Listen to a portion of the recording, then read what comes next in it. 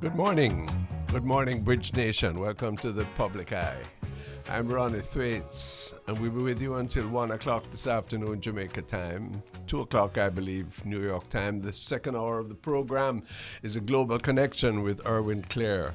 The Bridge 99 FM, 99.13579 to the world on the FM dial. Follow us on www.thebridge99fm.com wherever you are, and on Instagram at thebridge99fm. And there's a subscription possible on our YouTube channel, Bridge99FM. The whole idea of this station is to bring together the disparate elements of Jamaicanism, that potent force, world force from all over the world, together in one dialogue of understanding, of knowledge, and of unity. We welcome the Honourable Pearnel Charles back to the microphone today. Good morning, sir. Good morning, Ronnie. How are you? I'm well, thank you. And here's a surprise for the Bridge Nation. Today is Chief Charles's 86th birthday. My goodness. So we commend you, we bless you, we thank you for sharing this special day with us. Yes, I want to thank my parents for taking me in the world and for all those who have contributed to my still being here. Yes. From the gentleman in the district who doesn't know how to read, to the teachers, to the man who you have to have manners, to Auntie Di. Yeah. Who I remember you telling us about Auntie Di who take care of us. I told you the story of the hurricane, right? Yes. But it's a good feeling. That's good. You have a lot to be thankful for. We have a lot and to be when you thankful look back for. and see so many of your colleagues and friends and others have gone. Passed on. And we have lost a lot of people from around the mic over the last 2 weeks. Indeed we have. And so it's a great day. And what I'm most in admiration of, one is your long devotion to public service, and secondly, that age is not an impediment for you. You keep going. Yes, I think that you have to say the same about you. I mean, with a little less emphasis, please. Well, no, if you don't look in the mirror very often. No. but I think that we're very fortunate. Mm-hmm. There, somebody asked me, what do you give that to? I think, and my mother told me early, you have to take care of yourself. Yes. What you put in. Determine how long it stays in and how long you stay around. And I give credit that my father has never sent me to go and fix a room. Or smoke a cigarette, or light a cigarette. Yes, because you know you have to take a draw. No, of course. And then you learn. Yes. Or taste the rum. Yes. And somebody's bawling out. What about the other things? I say, well, that's private. No, same thing applies. But listen to me, that's good, and we cherish and celebrate that milestone in your life. Let's look at the country that we're part of, and we know we're being listened to by people all over the world. Yes. People who are anxious to know what's happening in our land. The topic of the day seems to me for us to think how we are going to rehumanize our country. We have so much that is good, so much that is beautiful, so many people doing admirable things. We celebrate you on your birthday, and yet we have that extraordinary barbarity of a homeless man being lit afire on Hero Circle downtown. Aberrations, madness we'll always have in any society. But how do we make the point that lifting up life is a cultured experience that we have to prepare people for, that we have to demand and at the same time provide for everybody? Well, don't make it depress you too much. Really? Be concerned about it. Yeah. But don't yourself get sick. Because the truth is this, that it has been with us for a long time. Mm-hmm. We now recognize it more than we used to. I remember there was one Rastaman in my district when I was a boy. Yeah. And everybody used to laugh at him. Yeah. everybody used to probably throw stone at him, Yeah. not necessarily hit him. Uh-huh. And they were our parents saying, do not do that. Yeah. Now, that comes now when a man say, an old man in Crossroad, Yeah. right? Yeah. He may have had that same culture of beating him up, burning him, get him out of the place, him nasty, him this, him that. Follow me? We have lifted ourselves to a higher level. We have picked up people and carried them to the hospital Sure. rather than beat them up. Yeah. And we have, there was a time, Ronnie, I don't know if it is still there, when women were coming from work with Burger King bags Uh-huh. right on the road here. Yeah. And when they come up to the guys, they give them. Yes, that's true. They give them. Yes. Right? So what you're pointing out is that there are instances, perhaps a majority instance, one hopes, of compassion, of understanding. That's one hope. There are majority. Ronnie, if you go to some of the district and see what some people are doing No, I for accept that, children, I accept you that. yourself. Yeah, well, I accept that the miracle of the But loaves. there's the an loaves and excuse for the fishes. one or two. Well, but then you mentioned that your culture, that culture, was transmitted to you by your parents Yes. in your district. Yes. And so let us sequence my distress into a discussion about education, because that care of your behavior, your conduct, yes, is not evident widely or in many instances in homes, in communities, the way it was 80 years ago in St. Anne, sir. Yes. Now we are going back to school next week, Yes. and we are faced with apparently confusing details and deficiencies.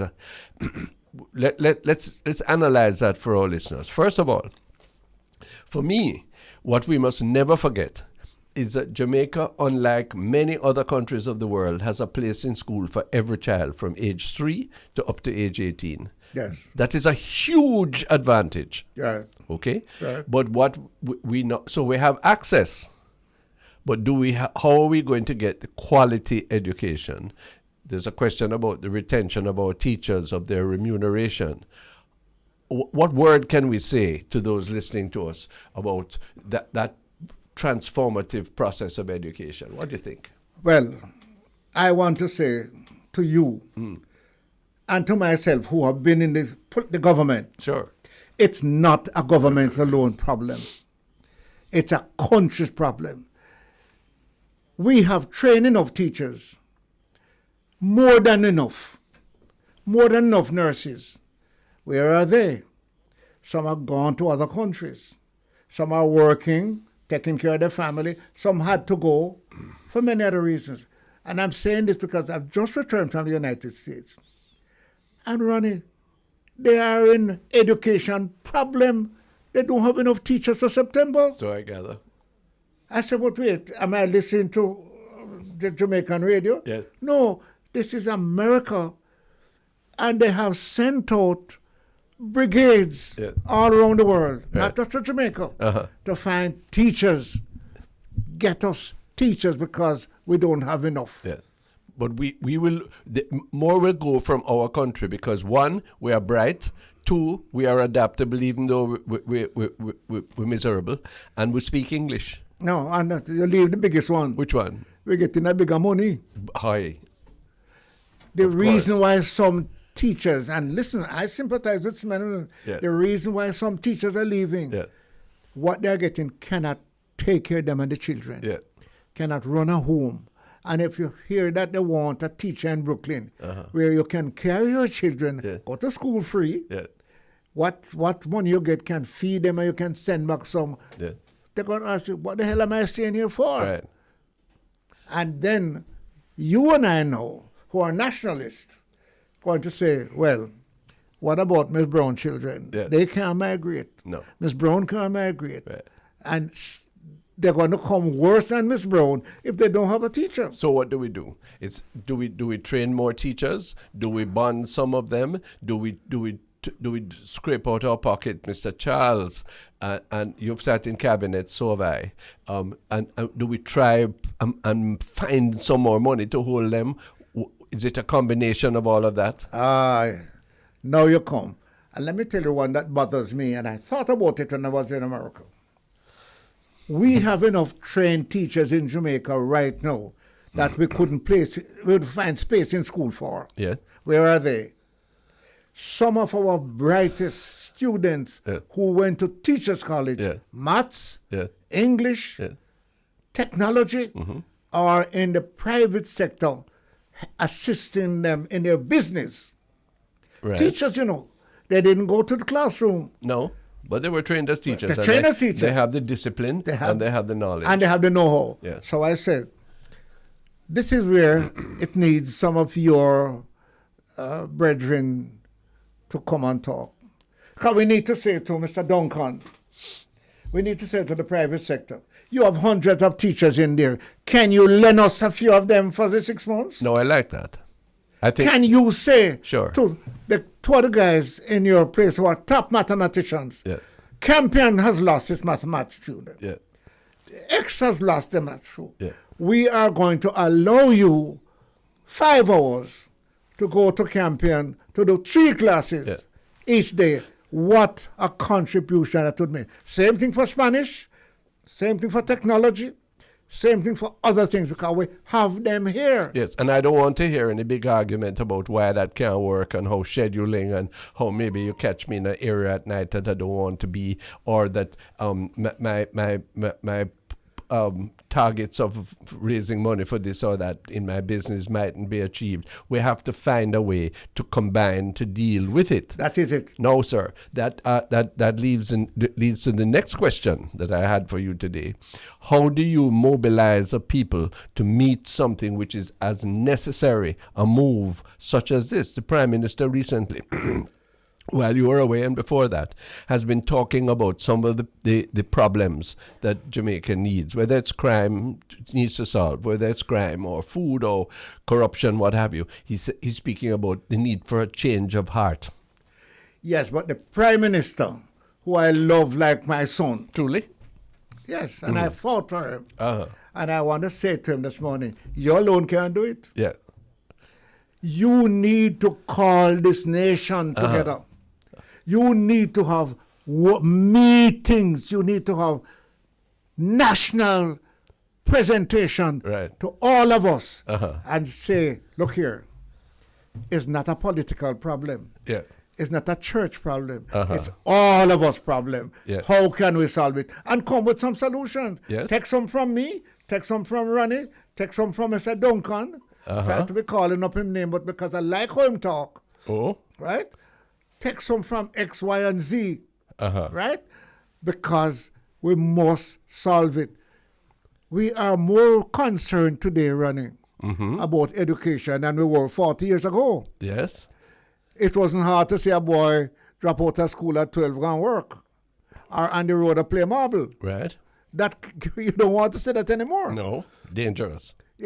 Instead of dropping out, you're extending school year to get everybody to come out with some little thing. So do you think that the office of the Prime Minister and the person of the Prime Minister has in fact the equity, the moral pedigree to do this?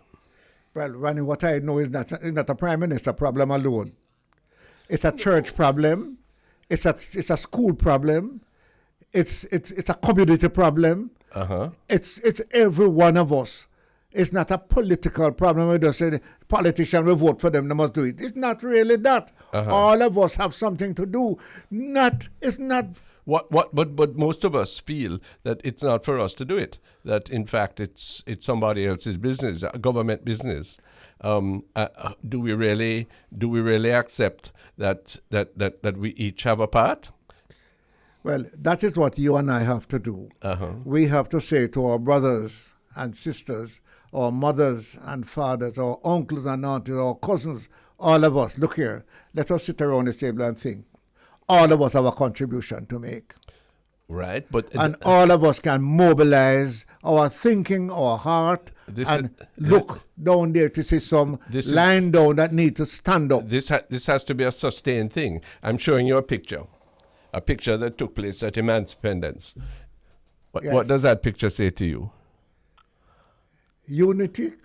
Yes, that is a picture of the Archbishop of Kingston, Kenneth Richards, with, like Bob Marley, many years ago. Yes, with Andrew Holness on one side and Mark Golding on the other, raising their hands in salute to Jamaica's emancipendence.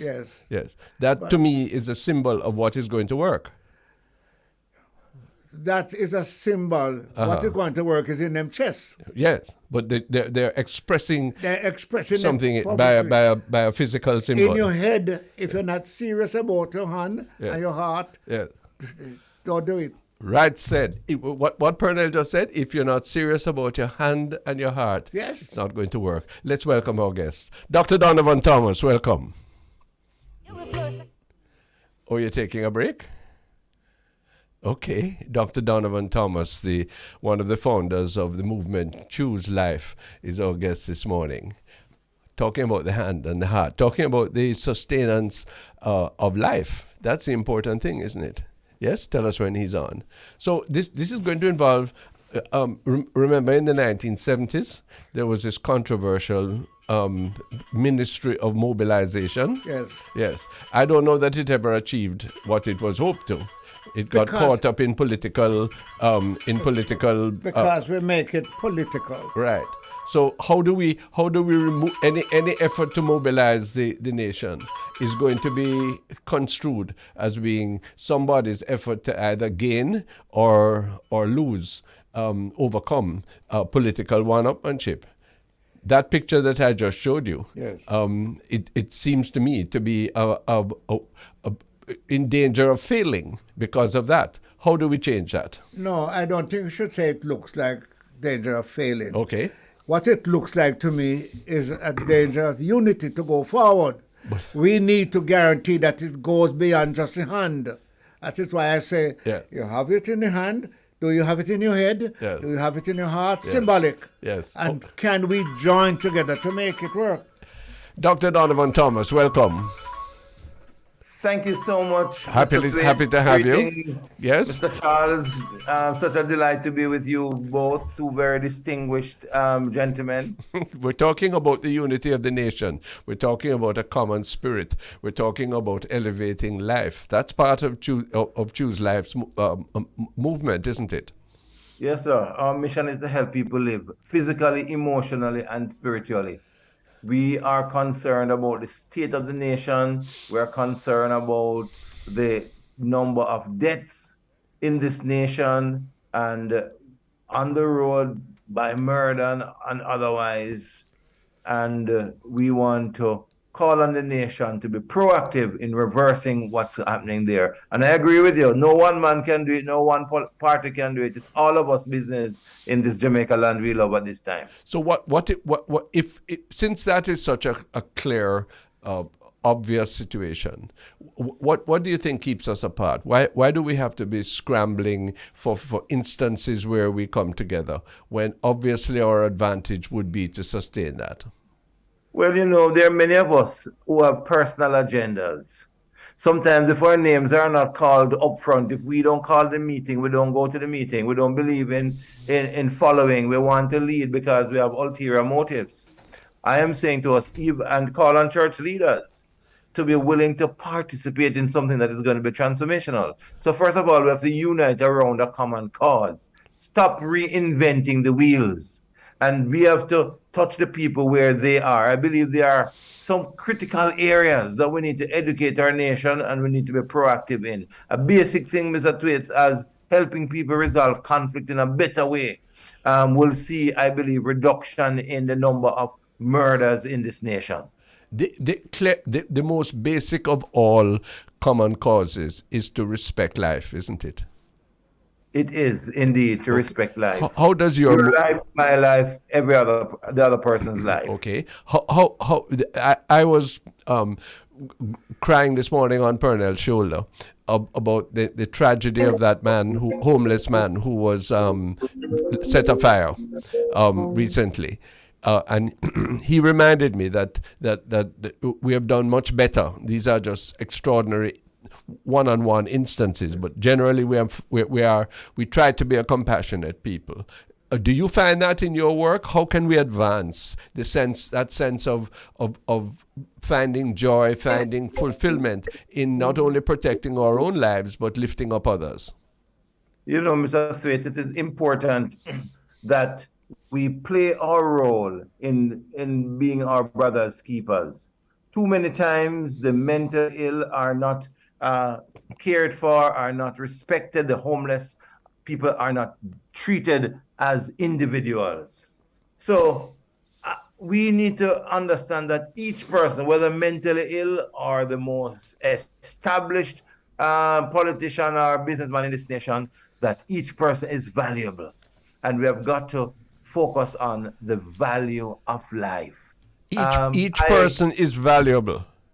Yes, sir. No. So What do you mean? The policeman who shoots a homeless man, or sorry, a mentally ill man, is really not doing justice to the value of life. The nurse or doctor. I'm gonna give you a local one. Yes. About 4 of us got around a frog one morning in the country. Each of us had stone in our hands. And when we hit the frog and hear the sound, boof, we laugh.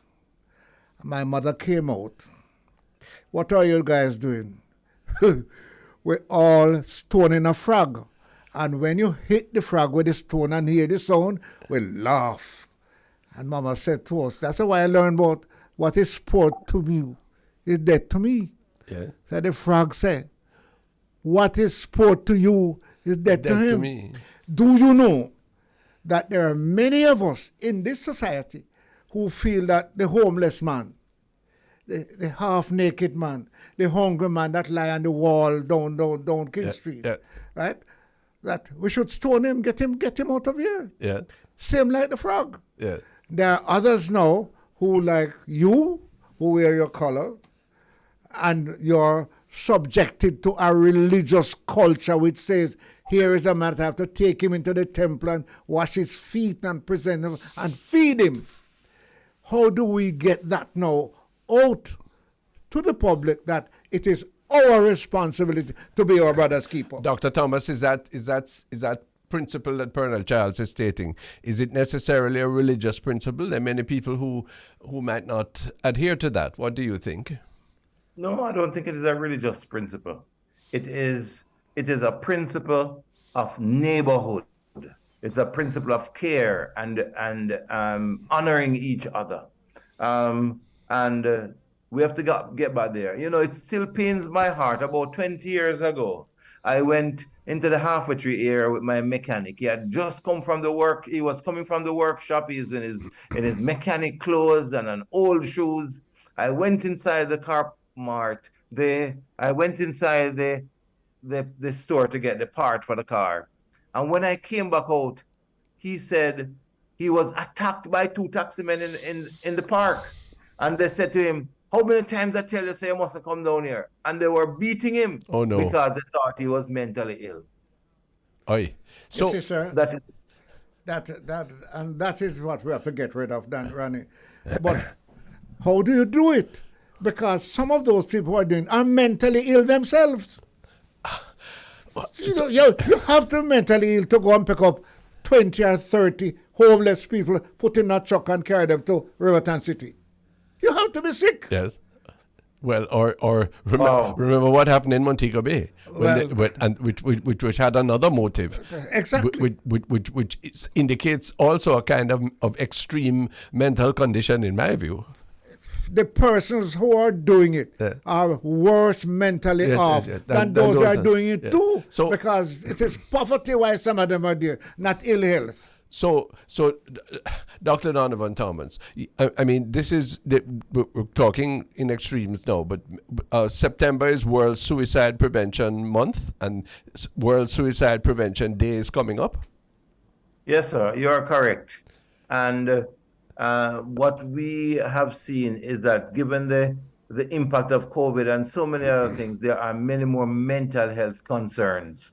And depression is even on the increase. And we want to be able to help people to be able to choose life. So we have Choose Life International has been doing this seminar for the last 14 years. This is going to be our 14th. And we have moved from 40 to 400 face-to-face. And we want to invite people from different parts of the world to be with us as we are online Really? this year. Okay, Yes, sir. what is the nature of the seminar? Tell us about it. Who is involved? Yeah, well, we have the very distinguished chaplain of the U.S. Senate as the guest speaker. Uh-huh. He is going to be addressing us in the opening ceremony around the theme, Creating Hope Through Action. Let's save another life. That's the Honor Dr. Barry C. Black. And then we have out of the Cayman Islands, Dr. Erica Lamb, clinical psychologist. She's a trauma specialist, and she is associated with the Alex Panton Foundation. And Alex Panton is a teenager who took his life some years ago. And then we have very distinguished persons from Jamaica, including Dr. Winston Delahaye, consultant psychiatrist. Good man. And senior lecturer in psychiatry at UWI at University here in Jamaica. He will be talking about the epidemic within the pandemic. Dr. George Leverage, a consultant psychiatrist and clinical director of the Jamaica Constabulary Force. He'll be talking about the relationship between homicide and suicide. And we believe that some of those deaths that are recorded as murders or homicide could easily be described as suicide because of the hopelessness and the risky activity of those who have just felt like, it doesn't matter. I don't know, let me just try a thing. If I make it, I make it. But it's the hopelessness that hangs over their head, and they may very well be suicidal. We also have Dr. Go ahead, finish telling me the cast. We do have Dr. Pearnel Bell, another clinical psychologist. She works at the Regional Health Authority in the Ministry of Health. Yeah. And then we're talking about ethical perspective on suicide. Mrs. Jackie Samuels Brown and Ms. Marjorie Shaw will be well-known lawyers. Yeah, I'm sure, sir. Sure. And my wife and I will be talking about managing the impact of completed suicide. So this promised to be really a very engaging day. I know, Mr. Thwaites, you have been to us in various capacities over the past. Indeed. Where and when? This is going to be online, so people can register through our website, www.chooselifeintl.org. You can go to SPURopen.com and look for the registration site of Choose Life International and do that too. But Mr. Thwaites, if you allow me, I'd love to just ask, I'd love to give away 10 scholarships for this conference. Sure. Is that okay, sir? Yes, of course. We would like to ensure that nobody who wants to be at the conference is unable to come because of price. And it's only 4,000 Jamaican dollars or 35 US. But right now, for the next, the first 10 persons who would write the bridge, and send to this WhatsApp message. All you want to write is the bridge. And send your name and your email address to 802-7074. Send a WhatsApp message, 876-802-7074. 802-7074, of course, with the 876 before. Yes, and send a message. Just saying the bridge, and you may qualify for free entry to this very important workshop and seminar next week, Friday. Yes, sir. The first 10 people. And just give your name and email addresses. Yes. We have a room capacity of 1,000 people now, and we're going to have an overflow on a special account on YouTube. So we're really looking forward to empowering people. We're very grateful for people like the Jamaica Broilers Group, who continue to stand with us for the last 3 years. They have been our main sponsor. The Inter-American Development Bank, Jamaica Institute of Financial Services, and Unicommer, who are with us as partners to help to get this word out. Great. Mr. Thwaites, I want to say to you and to Mr. Charles that money should not be the reason why anybody misses this. So we're really encouraging full participation. We're talking about issues that are relevant to our community. We're talking about issues that are impacting our nation, and not just our nation, but the nations of the world. Last year, we had 4 continents represented at this conference, with over 800 people on Zoom and a few more hundred on Facebook and YouTube. What do you hope? Not to take Go away, ahead. not Go to ahead, take Pearnel. away any attraction from what you have just said. But you know what I have discovered? Yes, sir. Tell me. That communities, people in X community can tell you exactly who them think going and kill themselves. They are not dressing up to come. So I want to see some of these people go out into the communities. Go out into the communities and Mr. Thwaites, have remember some it is meeting. online. No, I understand that. Sorry, Yeah. It is online, so they don't need to come anywhere. Just be in their own house and watch it from there. But also, we have a program, and Mr. Charles, I appreciate your mentioning that. We have a program called the Shalom Project for Personal and Community Transformation. Right. And it has 5 elements, and suicide prevention is one of them. And another time, I'd love to be able to talk with you about the Shalom Project, because we want to train people at a community level to be involved in the transformation of lives. And we want to teach them certain skills in resolving conflicts, in attending to people with trauma, basic skills in counseling. Now you're getting to my point. But I want to go ahead. Because there are some people, sir, Yeah. who don't want you to know Yes. what is in their mind, No. who will listen Yeah. and go with the change. Yeah. So they're not going to come up with a thing people going to see and hear them. But once you have like what you have just outlined in a community running, a man hear him and him change his mind. Sure, but let me nail it down a bit more.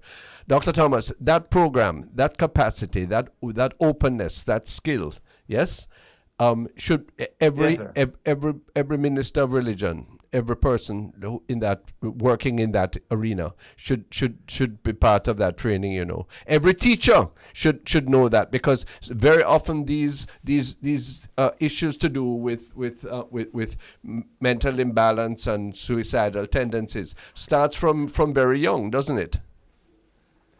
Yes, sir. And we are on the same page. We want to empower parents, Yes. peer counselors, Yes. HR managers, friends and family, Yes. pastors, to be able to just know some basic signs of those at risk of suicide. Too many times we go on a scene where somebody has died by suicide and the cry is, oh, we didn't see any signs. But guess what? We are not educated to identify the signs. Yes.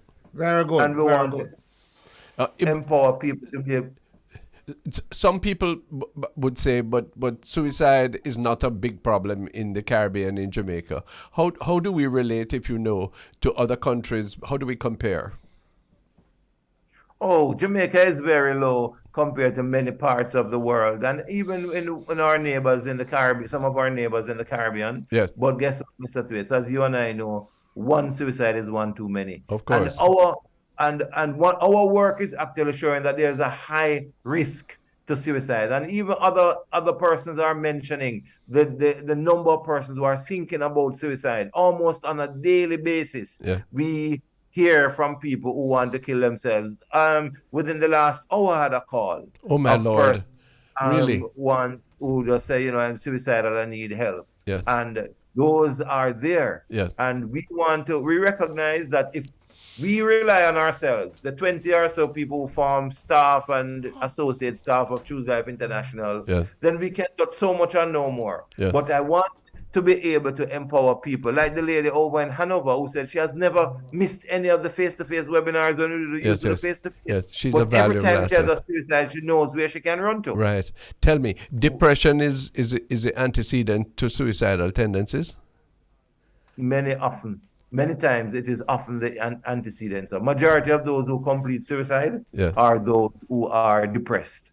Yeah. And Yeah, we want to be able to help people break depression, and we believe in the biopsychosocial spiritual model, holistic kind of model, medication, counseling, social intervention, and spiritual intervention. Yeah. But we are also recognizing that there are ways through medication and through exposure to practices that can break the element of depression.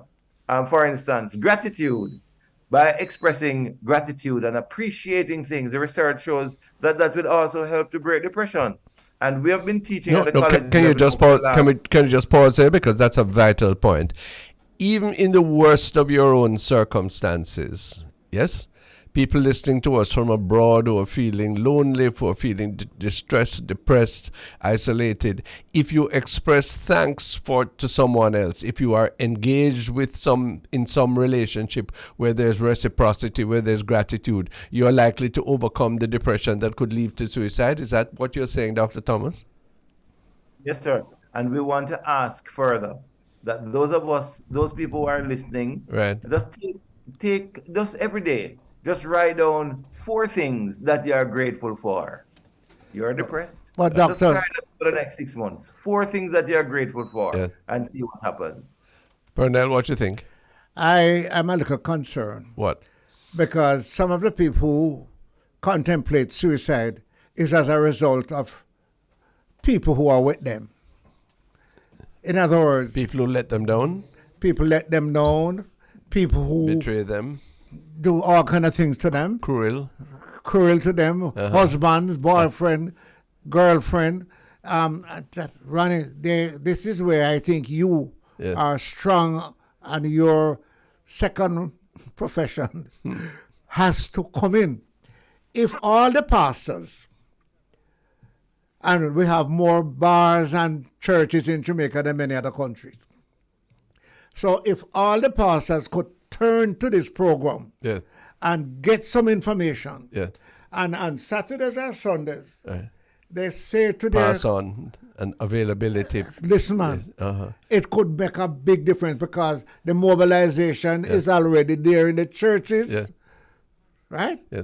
I agree with you. I would only add, and Dr. Thomas has already agreed, that in the schools we must train our children to not to bully, not to take advantage of, not to submit to depression, but rather to have an outlook on life. Say it a little lower, that is running. When you say submit to depression, in other words, you fail an exam. Yeah. This is not the end of the world. Of it. No, you love a fair breakup. That's not the end of it. Wake up, stand up, shake it off, and let's go. It's an ethic of society. Dr. Thomas, you're onto a good thing, sir. This is... one of the things that we have found is that it is possible to teach people to be happy. Really? And how to be able to cope with the challenges of life. And we're very interested in that. In fact, we'd love to see the Shalom project going in schools and in communities to be able to help people. We believe that in the many years of working with teenagers, that there are some answers that are available. And we have seen it, even as we have taught this happiness course, with a transformation after 6 weeks, after 18 hours of Connect, is just so vast a difference. From when they started. How can people connect with your movement if they're interested? I'm thinking of the schools listening to us. I'm thinking of individuals and families. What do they do? Yeah, well, they can go to our website, www.chooselifeintl.org. INTL? For international, yes, sir. INTL.org. ChooseLifeInternational.org. We're coming to the break, but I want to just repeat again. For the seminar next week, Friday, 10 people who WhatsApp 876-802-7074 and with the phrase "the bridge" and give their name and email number, they could come without payment. Yes, sir. That's what we are saying. Yes. And we're further saying that nobody should be absent because of money. Because of money. And it's an online effort, and that's great. People can connect in a variety of different ways. Yeah, we're going to be broadcasting from the Jamaica Stock Exchange. Good. So we have a small face-to-face audience. Yes. To be able to provide that energy. Sure. And then to the nations of the world. And Dr. My last, like a quick one, Sure. is please point your finger at the younger generation Yeah. who are easily Yeah. involved and get downhearted Easily depressed. and give up. Yeah. Easily depressed. Those young generation.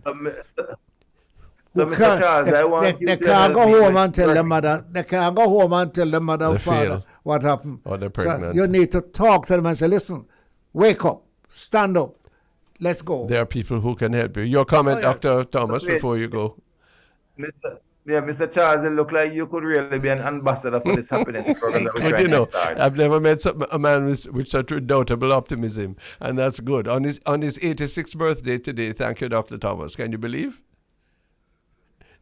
Yes, happy birthday to you, sir, and thanks for your service to the nation. Thank you very much, Doctor. Good, and thank you, Dr. Thomas, for continuing to choose life. Much obliged for this interview. We hope it goes well. Keep us in touch. We'd love to repeat this sometime.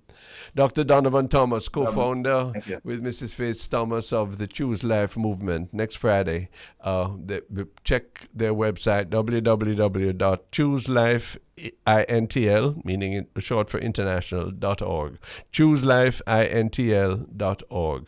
And if you want to check in there without cost, mention the bridge and your name and email number. Call 876-802-7074. This is a public eye. We'll soon come back.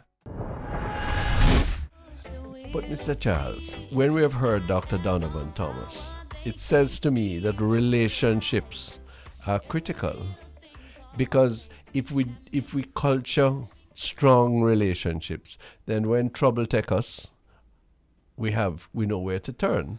When trouble takes somebody else, they will turn to us. Now, you've been talking about the church being the one fulcrum. Who have the audience? Yes. Who have the audience? They have an audience. I have to tell you, it's probably less than 40% of Jamaicans who go to church regularly. Yes. But still, that's a large number. And you can create the teachers out of that Ah, for those who don't come. yes. And therefore, what we do in the schools, yes, has to be related, can be related to what to church people who are so motivated to help. It can be related also to specific training. What you go to school for is not just CSEC passes. Yes? But you recall some time ago we were talking about what parents do for children by sending them to join the little things in church. Sure. The Church extracurricular this, activities. church that. Pathfinder, cadets. Exactly. Yes. And at Youth the time of the movement. Seventh-day Adventists, Yeah, no, I respect that. right? Make sure that every one of their Have children involved in something. in something. But I want to take you before we break for the midday observances at a deeper level. One of the legacies of slavery, yes. which has been compounded by the poison of what I call American hedonism. Yes. It's not only American. I'm not dumping on them. Is that we believe we are too prone to transient relationships. Yes? What we need is to encourage people, especially in the difficult times.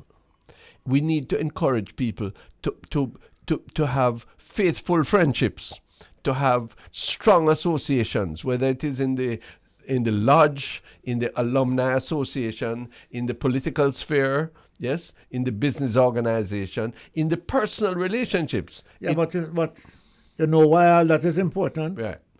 Because there is somebody that they appeal to. Who is that? Okay. When all of that, Yes. God, Yes. Sure. that God image, Sure. and whether But you have whatever to religion you have, You have to find them in each other. exactly, Yes. right? Whatever religion you have, Okay. right? Whatever God they look at, Yeah. they have a commitment for survival with Sure. that God. Right. And whether they need one every 12 o'clock and go up and come up and go up and come, or they go to morning prayer, or they go to Whatever evening it prayer, is. they are committed. Yeah. And we have to stop making the distinctions between who do this and who do that. It's foolish. Sure. Because the objective is The same. Well, look at that now. No, the Prime Minister of Jamaica, Mr. Holness, Yes. I follow what he says very closely.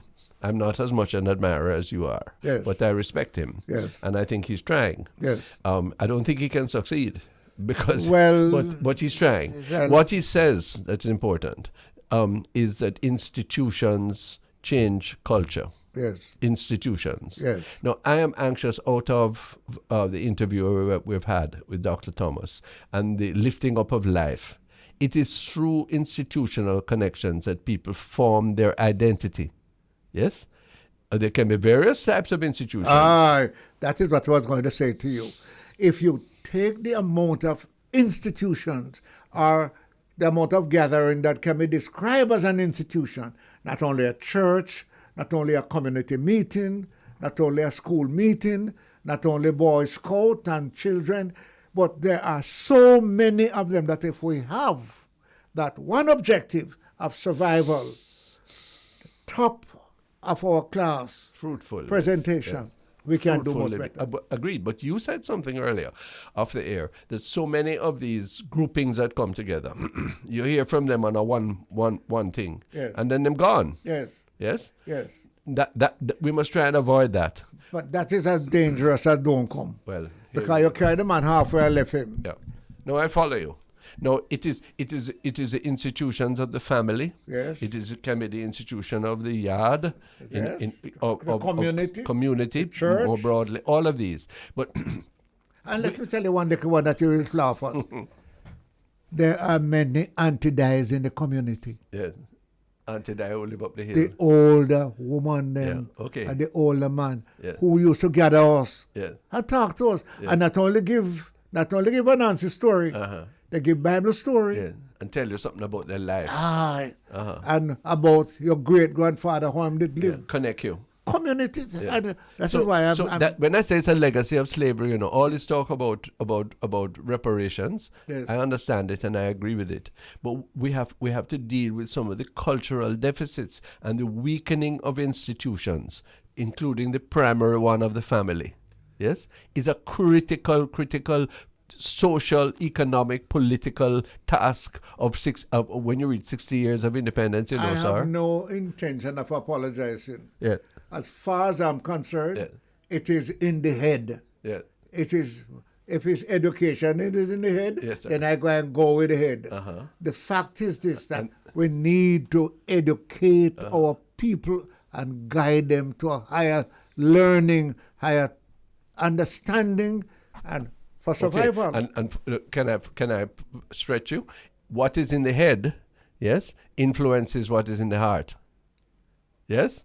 And hopefully together hands and heart provide a basis for behavior. And since since I have all 5 of my children are doctors, I will tell you it starts in the heart. Well, Because okay. the heart supply the blood to the head, got you. to the this, Your to the that.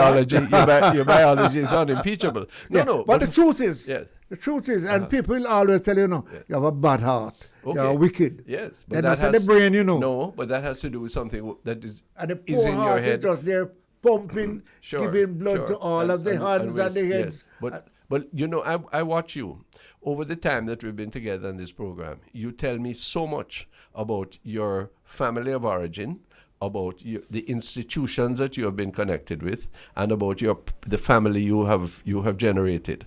Now, to me, you don't tell me about ideology. You don't tell me about science. You tell me about those affective relationships, and those are important to any fruitful living. And it seems to me we spend too little attention in Jamaica at our levels of discourse, of what comes out in the press, of what all of these things. This is why I love the music, I Rise. Yes, it speaks about a fruitful living in connection with others. That's what we must be pushing on the bridge. Yes, not adversity, You but said unity. something a while ago, and I tell you, I don't know if you know this. I know a man who can read, Yeah. cannot read. Yes, sir. But when him listen Enough to of them. my father read the Gleaner, Yeah. and you hear him Yes, take up that. take up that, you think him It's can as if he write read it. from top to bottom. So this is So why what I I say said to you. community. Yeah, But that's presentation. Community key. But it also says to you that there is a huge innate intelligence Oh, yes. that people have. Don't get away from Well that. bright, you know. And you said something. It come all the way from slavery, you know. Yeah. Because money they never get to go to no school. Yeah. No, but they managed somehow. So we have such a lot going for ourselves. This is the entrancing element of the public eye on the bridge, you know. We talk about things that don't find their way into newspaper or Medium or Facebook or anything. Pearnel, Charles and myself. When we come back, it's a global connection with Erwin Clare and Ira Jam linking Jamaicans all over the world. We're related. The blood flows between us. The aspirations, the ambitions, the yearning for heaven soon come. We're going to connect shortly with our friends at Ira Jam in New York. Erwin Clare is the anchor there. We have interesting interview with Carl Rodney, I think his name is, editor of Carib News, coming up. In the meanwhile, you know, we're talking about cultural things, we're talking about spiritual things. We're talking about the training of our children. But for me, the key word is relationships. If people bond with each other, if they know each other within a family, within a community, it can make a huge difference. Have we destroyed the kind of community that you had in St. Anne growing up, Mr. Charles? Has urbanization weakened that? Can it be recovered, do you think? Well, you know what it does? It was a run through my mind. Yeah. I just said that. There are many young people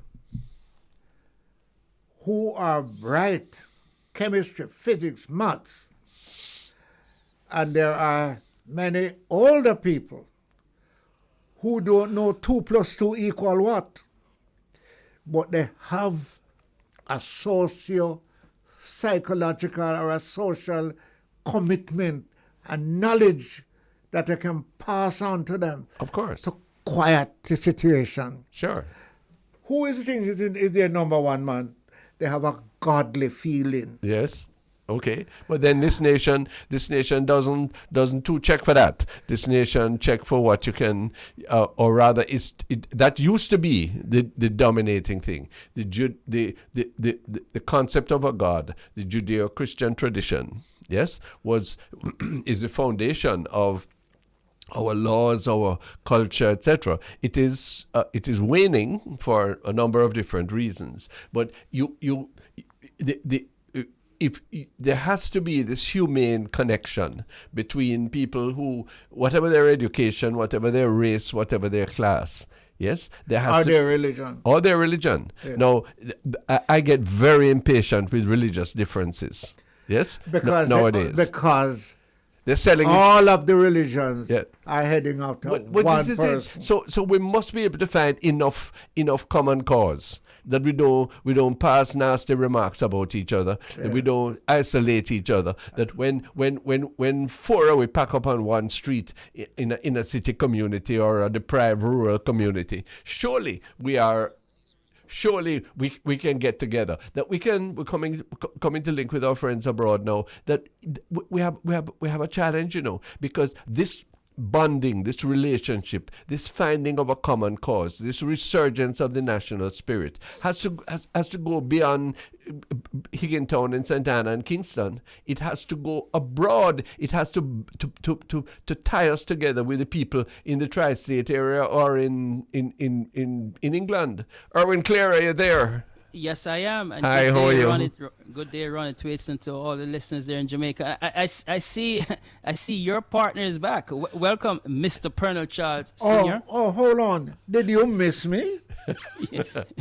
Actually, you know, I was in your country. Them call up your name like anything. You serious? Yes. But Erwin, we have a special day. Today is Pearnel Charles' 86th birthday. Wow! Congratulations, sir.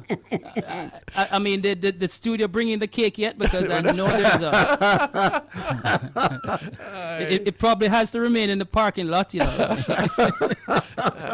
Congratulations and best wishes and God's continued blessings. Thank you, my brother. Thank you. It also falls on another significant day too. You What's know that being today's Trinidad's anniversary of his independence. Of course, in Trinidad's anniversary of independence. Yes. We reach out to all the Trinbagos who are listening, and I know that they find common cause as Caribbean people in your communities. And Indeed. that's great. Eh? Well, Indeed. And Erwin, of course, yes. as a political science student, I will have to also say we have lost one of the world leaders. Yes, indeed. Mr. Tear down that Gorbachev. wall, Mr. Gorbachev. Yes. Regardless of the ideology. No, but help me. You help me now since you raised that. I was going to. Why did Mr. Gorbachev fail? That's an interesting And question. who determined whether he has failed? And then- okay, yes, who determines? We in the West can say that he succeeded because he broke down the wall, Yes. and he allowed some elements of liberal democracy Yes. to seep through the otherwise hegemonic Eastern European countries. Yes. Okay, but in terms of the Soviet people, they felt that their pretensions of greatness and empire were squandered by him. He's not universally loved in there. I'm concerned about the sincerity of Mr. Putin's obituaries to him. And many of the aspirations of freedom haven't worked either in the West or in the remnants of the Soviet Union. What does that say to us about ideology and how it affects political and social systems? Go ahead, Erwin. Let's hear you. You see the whole situation here, the institutions to bring about the expected democracies just weren't strengthened. Whoa, stop right no, there. wait. No, let me continue. What a big from statement. from the perspective of the United States, and that's the only one I can speak from. Yeah. And when we look at what's taking place now in Russia, where we have this kind of aggression coming out of Russia, we still don't have that kind of détente that was expected.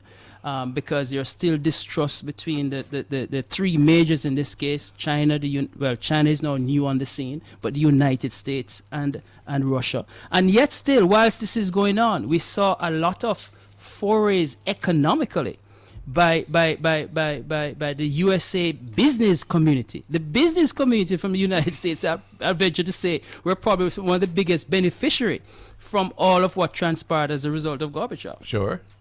Okay, but then, all right, having said that then, but at the same time, you have to acknowledge that plenty of the institutions in the West, with their triumphalism, Francis Fukuyama, the death of ideology, really hasn't happened.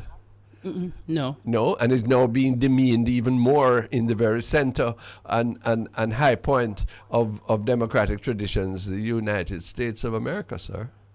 Being challenged as we speak. Yes, sir. and in ways that makes it frightening when we can hear presidents of the United States saying that there is imminent threats to our democracy. That is frightening. If I may presume, Mikhail Gorbachev would be very sorry to hear what's happening in the United States right now. Without a doubt. Yeah. Without a doubt. Because the principles that he put his political career on the line on, he says the people of the Soviet Union need to move in this direction, are themselves being undermined by the very proponents. Yeah, but don't give it to Gorbachev alone. No? There are some American past presidents. Sure. And some current ones who are alive. Yeah. Who are frightened to see the direction in which America is going. Well, indeed. And you know what that says to me, Mr. Charles, Mr. Clare, is that I am so glad to be a Jamaican. I respect highly what is Hold on. Claire, listen to this one. I was in America a few days ago. Yeah. A major advertisement. Right. Published also in the press. A number of American teachers Right, sir. are warning Jamaican teachers. It's not easy, America, so who not run away from come there. But you see, big thing. But you see, we know that a long time, We know, we're aware of that a long time ago. Okay. There's nothing easy in the United States. Yeah. Let's not kid ourselves. Yeah. What it does provide you is an opportunity, because you see that teacher, and I can speak now from experience. That teacher who comes up and does that one job is now available to do two other jobs, and that's how they survive. It always amazes me that sometimes the sacrifices we make overseas if we could use 25% of that sacrifice back in our country, probably, we'd be a little further ahead. So what is it, the money business? I think so. The opportunity. People move from circumstances because of lack of opportunity. Well, let's give it a name. We have the social, the cultural, and the political. All combined. So which one you come under? All combined, sir. All combined. And we have to. I will have to agree with you that it is easier to survive in a developed country like America financially than in Jamaica, even at what level? Well, not necessarily plenty people come from abroad to Jamaica and have survived very well, Yes, because of the economic that they bring with them. But they are also survival in America. Yes. And many people leave Jamaica surviving as doctors and nurses and teachers and go to America to survive more. So it's not only the farm worker that goes to America that survives. Well, there we go. It will be interesting to hear from Mr. Carl Rodney of Carib News, our guest today, how he views this interplay between the country of origin and the country of adoption, which in fact becomes the country of permanence. Hello, sir. Welcome home. It's good to be home, and it's good to be. And can you hear me? We can hear you very well. And it's good to be on with three distinguished gentlemen. Thank you very much. We return the compliment. I know well. Yes. And I'm just delighted to have an opportunity to talk a little bit about it. Carl Rodney, tell us your story. Tell us how you moved, how you began, and what the purpose of Carib News is. It's a great odyssey. Maybe you just give me a chance to ask me. Are you the same Carl Rodney that I know in New York? Yeah, man. There's only one Carl Rodney, Let's get this straight, Pearnel, Charles. Yes. There's one Carl Rodney. I don't understand that. You're challenging me. Well, yes. Pearnel, our paths have crossed in so many ways. So in other words, if I did say, are you seeing one Carl, you don't know what I'm talking about. All right. Go ahead. Run his question. Go ahead. Well, like most immigrants, you leave the country to see greener pastures, but also with an eye to what you can do with respect to the country that you love, and certainly gave you a beginning. I'm a product of Western Kingston, and moved through the system, went to high school here, and then went on to the U.S. to university, and to graduate with an eye of also looking back as to how you can contribute to Jamaica and to the region. Of course, events overtake you because opportunities came about in corporate America where I could use my skills, talent, and make a go of it with respect to the economics of both my adopted country and my homeland. And in that process, skills and knowledge that you develop had value. And that value was asked to be a part of what was then an organization of considerably import, the Jamaica Progressive League. And I was asked to. Okay. Yes, I was asked to work and bring some updated technology and concept and organization. So my first task was to redo the bylaws and constitution, which we did, and it was widely accepted. But then and that was my only task. Carl, could you hold a point? Carl, could you hold that point for us? Because we have to take a global break. And when we come back, we want to continue on that. We're speaking with the editor and publisher of the Carib News, Dr. Carl Rodney, along with Ronnie Thwaites and Pearnel. Welcoming back Pearnel Charles after a week hiatus. We We'll be right back. This is the Public Eye on the Bridge. We'll soon be back with you. This is interesting stuff. Soon come. Welcome back to the Global Connection. My name is Erwin Clare, coming to you live from Ira Jam in New York, connecting with our friends, the Public Eye, on Bridge 99 FM in Jamaica, Ronnie Thwaites and Pearnel Charles. Welcome back, gentlemen. With interest. Yes, welcome back. Carl Rodney, is there what has led you to find that chord of connection of Caribbean people and into and to express it in the very, very difficult and some would say transitory area of the news media of Carib news? Tell us that part of your story. Realization of a people. We're talking about the 1970s.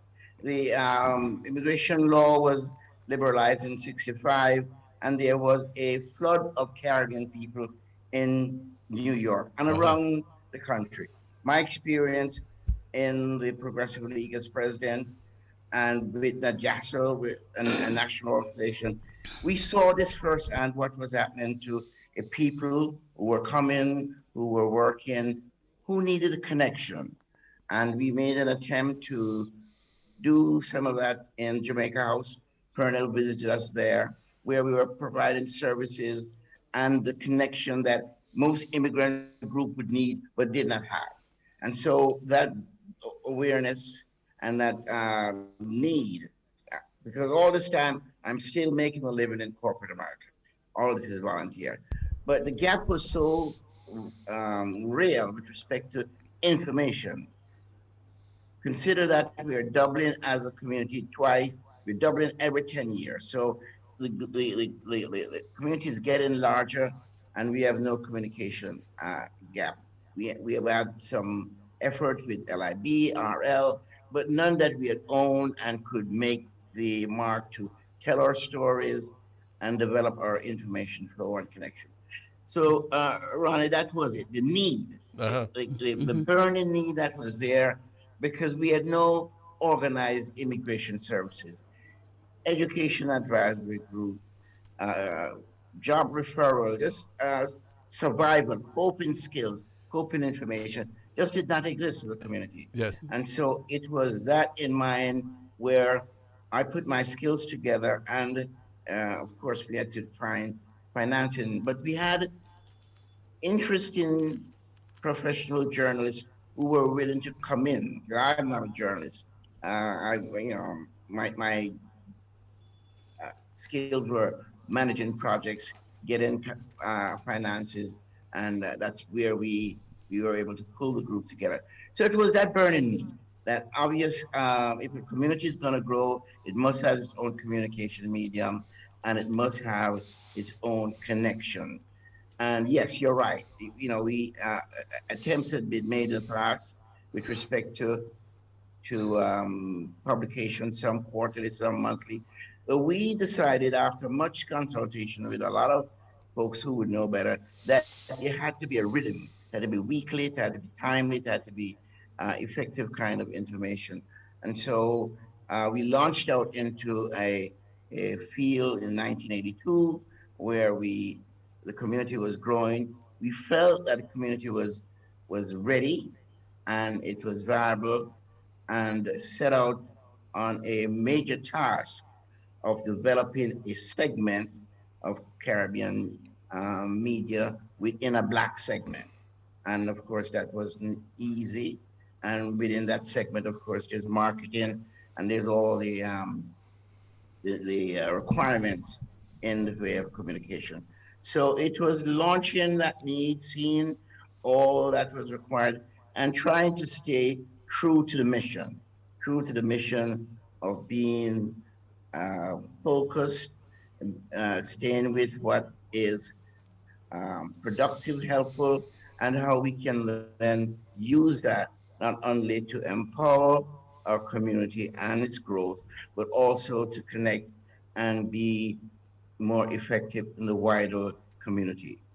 It was taking a community out of the shadow and the margin and bringing it forefront because it was in fact doing great things anyway.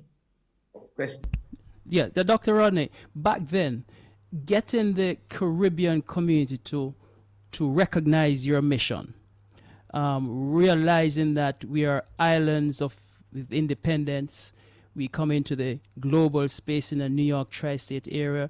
There's a kind of a community, a Caribbean community spirit. But how is it you're able to combine the talents from the wider Caribbean outside of the Jamaican scene, recognizing it as Carib news, serving the Caribbean community and not necessarily the Jamaican community?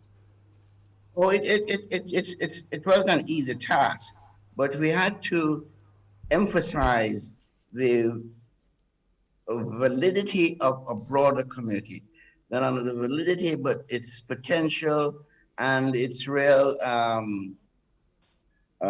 pulling everybody under a tent that they can be effective. No, this is what community?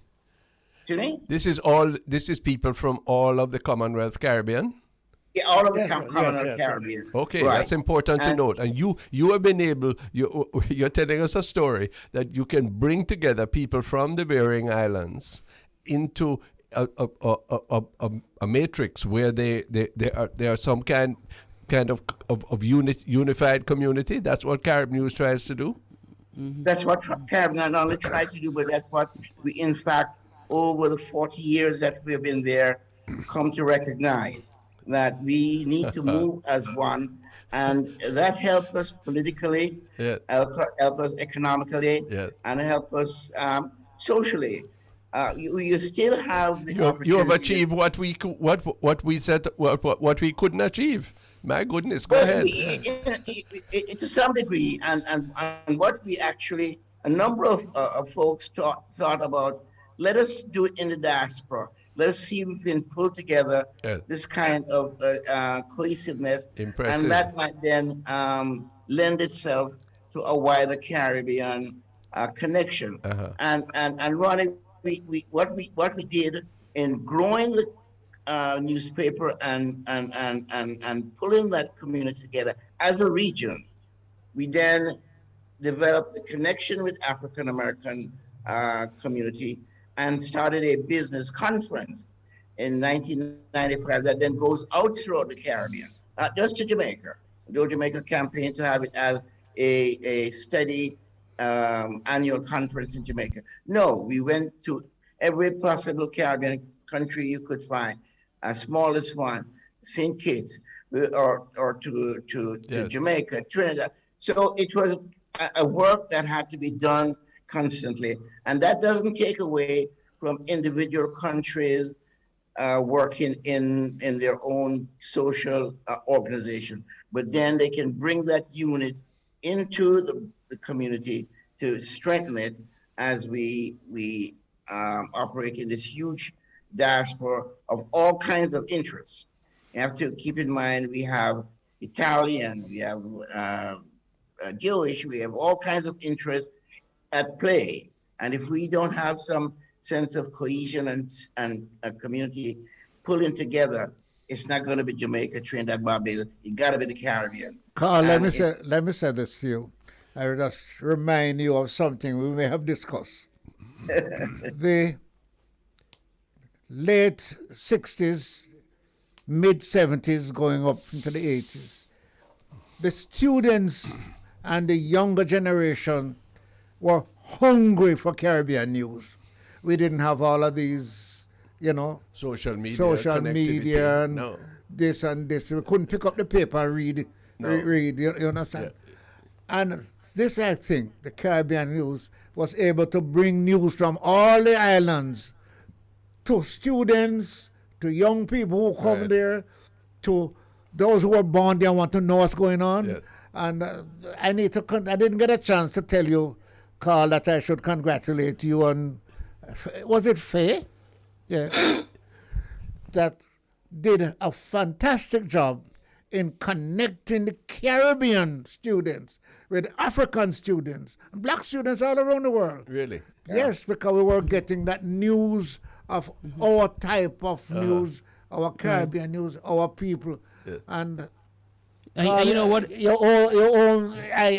think you owe me some money for the advertisement? I know this was coming. But you know, Pearnel was a student association leader and very, very vocal and very active in New York. So we found that on the college campuses, for some reason, the paper was embraced almost immediately. And it was trying to keep that sense of solid news, not the gossips, not the sensational news, but solid news that people respected, students could relate to, and they could be doing their papers.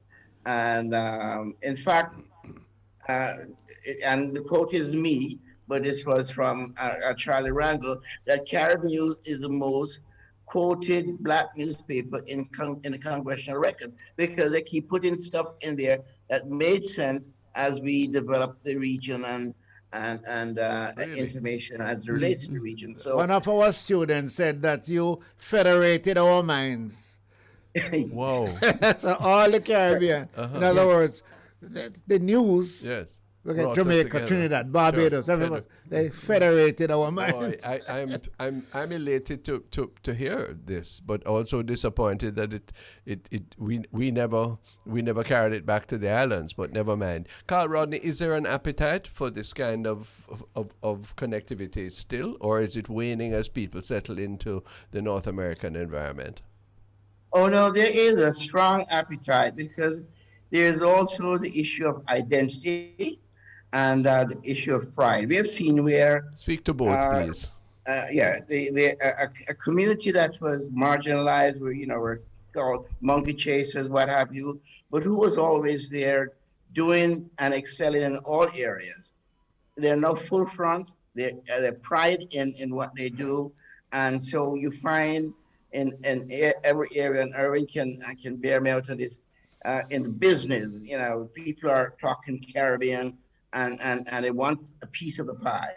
A statistic in terms of the black community, the fastest growing business area is in the Caribbean community. So there's still this appetite because the community is growing. The danger is what we faced at the beginning. You get too big and then you might start peeling off back into individual countries rather than keeping the cohesiveness of the region. But there is a tremendous appetite for connections and information. And of course, when you have a market that has grown strong, you also have competition. So, people are in that market, including Rupert Murdoch. So there is, the community is still in a fairly strong growth mode, and opportunities still exist.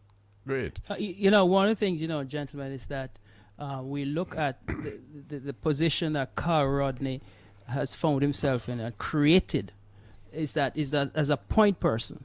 Because whilst the Carib News would have been going through its in the embryonic stage, other situations was taking hold too, which kind of went hand in hand here, and that was the whole development of our music, the Gil Baileys of the world, the Jeff Barnes, the Ken Williams. They all tied back into this, So that was kind of the force at that particular time, because it was the embryonic stage of our our communication on our community, providing information from our respective nations. And that, I believe, is something that is still relevant today. But as Carl rightfully say, the competition is on, and I see where even Carib News, and maybe Carl can address this when we come out from the break, how do they continue to remain relevant in this space because of high competition and other alternatives to communication?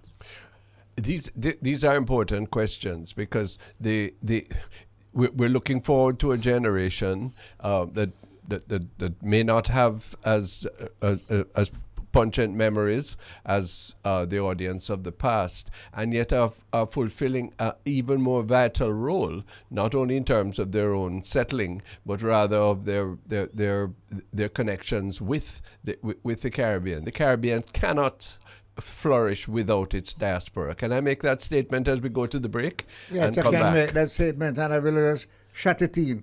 there is a nationalism between diaspora and we at home that Carib news, this Carib people has fostered. Carried and fostered for us. This is the Public Eye, and this is the Ira Jam and the Global Connection, talking with Carl Rodney of Carib News. We soon come back. Honorable Pearnel Charles and myself, and we're linking with Erwin Clare and our guest Carl Rodney on Ira Jam on the Global Connection. This is where we sew together the sentiments, the aspirations, the news, the views of the Jamaican people. Erwin, you there? Yes, I am. Yes, I am. You know, Ronnie and Pearnel, this time back in the day, and I'm digging deep now. It's coming up the Carnival weekend. And one of the things you do know is that one of the biggest social event on this weekend would be on Labor Day, would be the Labor Day luncheon, which was, in my memory, stood out because it was sponsored by Carib News. Carl, you remember that? Well, let me tell you a little bit about that quickly. The Labor Day is a huge parade on Eastern Parkway with no organization and no sponsorship. What Carib News did was to bring organizations to it. And the first corporate sponsor that Labor Day got, first corporate sponsors came through Carib News and our effort to bring real money to the culture in the Caribbean region.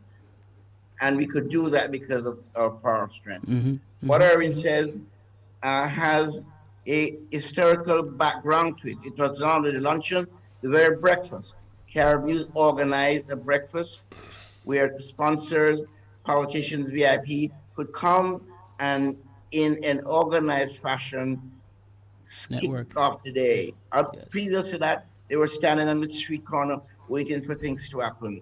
We went in and out of our own pocket and getting our own sponsors started a breakfast that brought tremendous value to the carnival, and with that value, tremendous amount of corporate support.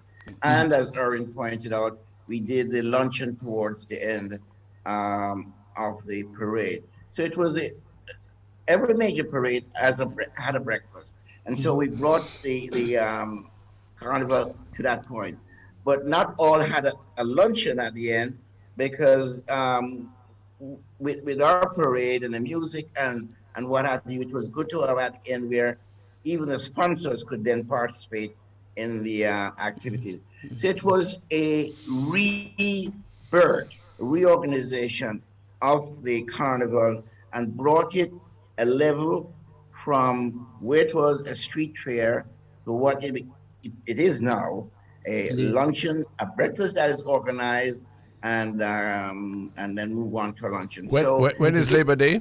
Monday. It's Labor Day. It's on Monday. the 5th. Yeah. Okay. No, I must tell all this to Ronnie. Also, one of our previous guests, Miss Graham, you might recall, was on this program. She is the master sermonist for that event. Oh, that's and I great. tell you, it's where the movers and shakers go. Well. And this being a political year, the mayor, the governor, and sometimes we have had in the past presidents passing through. So therefore, that's very it is a good platform. We look forward to hearing the news of that next week on the program. But I have two questions for Carl Rodney.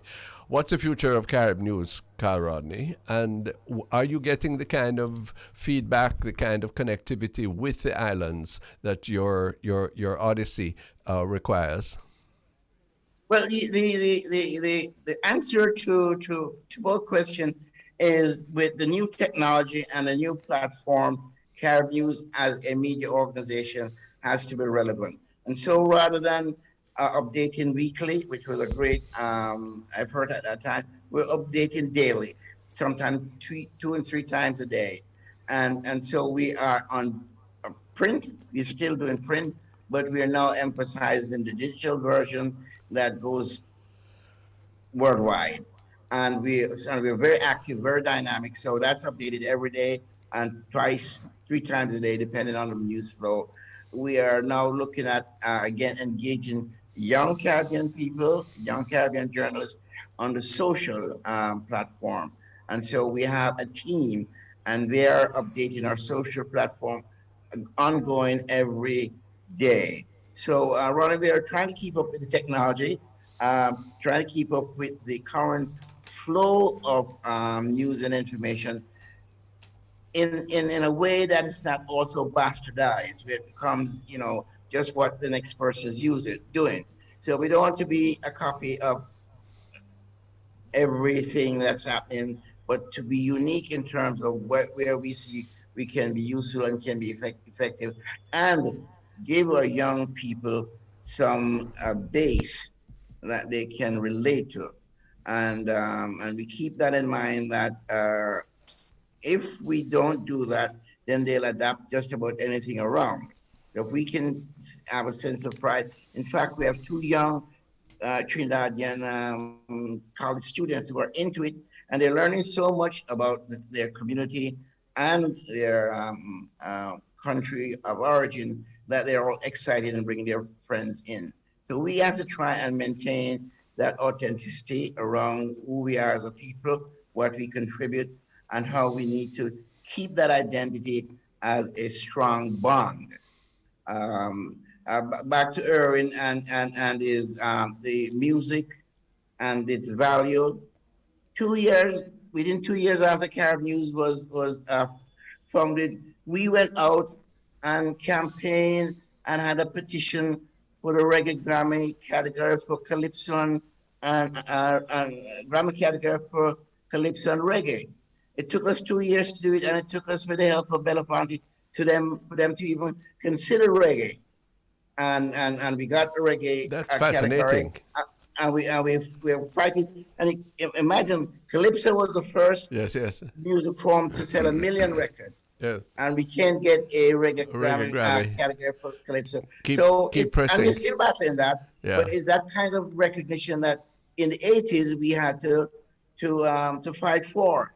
Erwin talked about Gil Bailey and Ken Williams. It was through Carib News that they got their start, and it was through Carib News that they had the outlets. And we had to stand with them in many battles with radio stations, to make sure that the music is played, so we can bring the community to support them, and keep that strength up within the cultural underpinning of the community. So tell us, what time do you publish? What's your publication? Monthly, weekly, daily? What is it? No, we have a print that is monthly, but our website is up with daily updates, and our social media platform is update daily, more than once per day. So we're as dynamic as possible. And as it relates to other Caribbean countries, what we try to do is make the connection in diaspora in a positive way, so we understand what is happening. Erwin talks about Yvonne Graham, as she was the deputy bar president.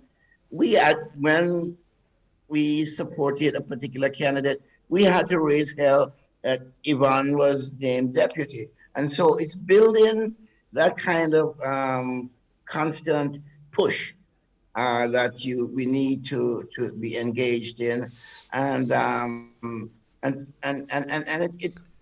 Pearnel, let me just say a personal, in the Northeast Bronx, when we were pushing the economic drive, Pearnel's uncle was one of the first to open a supermarket. Really? It wasn't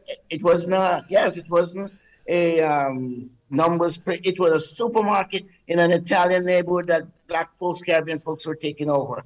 And it was that kind of entrepreneurial drive that, Erwin runs up and down Bronxwood Avenue, and but it was Pearnel's uncle and several other individuals like he was that built that commercial drive in Northeast Bronx. We know about Brooklyn, and we know about, Queens. Yes, man.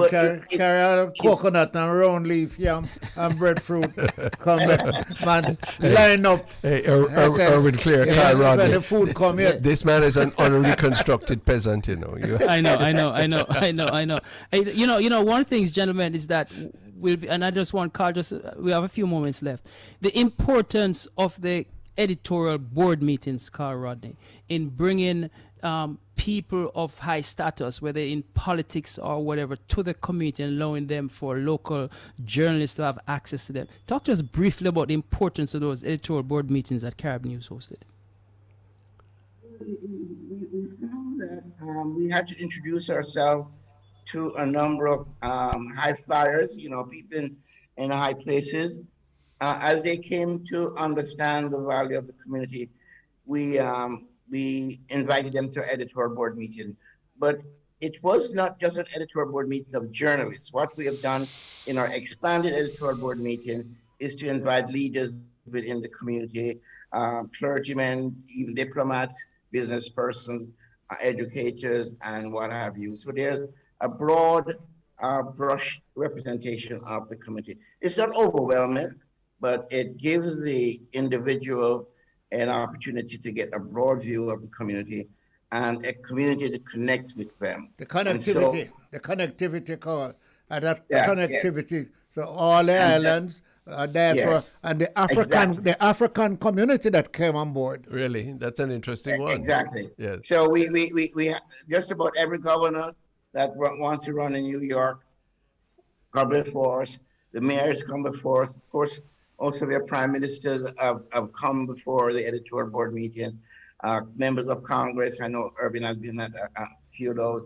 So it was engaging the community and giving, in fact, Butch Stewart, he would never come to New York without requesting an editorial board meeting with Carib News, simply because of what he says, the energy that comes out of it, and swears that he gets more out of that meeting than he gets with prime ministers and foreign ministers, because they're all of a one mindset. But when he's in his meeting, he's getting what he wants to hear. Only he could say that. That's because Bush didn't know that in that meeting you had PNP, JLP, NOP, everybody making contribution to one and Jamaica. News. Yeah, man. Yeah. So and we still do that up to today. Yes.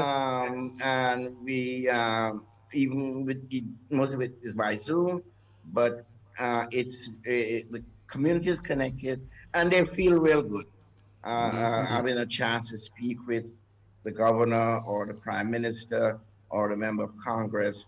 And so, and of course, stories comes out of it, radio, print, but it's a connection within the leadership level of the community that awareness is built and that connection is formed. Keeping the fires burning of Yes, that nationalism, that's very, very important. That's a lesson coming out of this, and it's a powerful lesson for us in the Caribbean, that after all of our specialness and our insularity, here it is. When we go abroad, this is where what suits our interest, and this is what fuels so much benefit to the people of the Caribbean, even if they're unaware.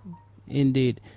And that's how we end today. On the day we celebrate Pearnel Charles' birthday, Trinidad's 60th anniversary. Yes. We have Carl Rodney, the guy, the gentleman who connects the dots. You make me feel so proud of you. Coming from Ocheros.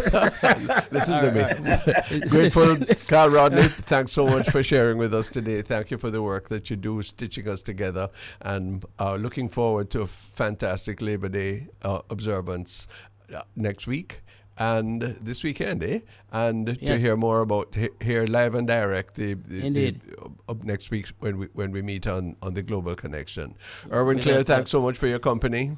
All the best to Greetings you, to all Pearnel the Charles. people. But before you go, what did he bring back for us? You mean for Ronnie? It's unspeakable. But okay, all right. Some good wisdom. Okay, Erwin. Yes, sir. To be honest with you, we are going to find a way to tell you. We don't think it is good to tell you in the ear. But I brought back something for him that is frightening. All right. Yes. As long as it's not Irish Spring Store soap. Anyway, have a great day, gentlemen. Thanks so much for the Global Connection, Arajam with Erwin Clare, our guest Carl Rodney. And thanks to everybody who has made today's Public Eye a memorable occasion. I have to say to you that I come each week not quite sure how this is going to turn out, and yet there is some issue of great importance that always emerges. Dr. Donovan Thomas of Choose Life International, please make sure that you join him. Make sure that you patronize that important seminar on Friday, Choosing Life. 802-7074 is the WhatsApp number, and Choose Life International, INTL.org, is their website address. And then this very, very enlightening interview with Carl Rodney. Yeah, but I'll show you something that I Carib know you'd News. like. Yes. That at those meetings, we lose that terror of partisanness. Yeah, of course. That's my point. Won't care what we were here. Yes. When we are there, is one. it's a complete different story. Absolutely. We found that both during my time as a student in America and also in England. And I was president of West Indian Student Association. Look at that, West Indian Student Association. Yes. And gone now. I mean, everybody, even some Africans came. Look at there. And and that is our genius. And unfortunately, we defeat our own genius locally too often. Yes, because We're you gonna see, the stop big that. boys, when we come home, we're separate. We have to stop to that. Thanks so much. That's the lesson of today on the Public Eye on the Bridge 99. Thanks, LaFane. Glad to have you back. Thanks, Jeffrey, for all of the technical operations. Time now for Nikki Z to come for the crossover. The Public Eye returns, live spare, God willing, next Wednesday.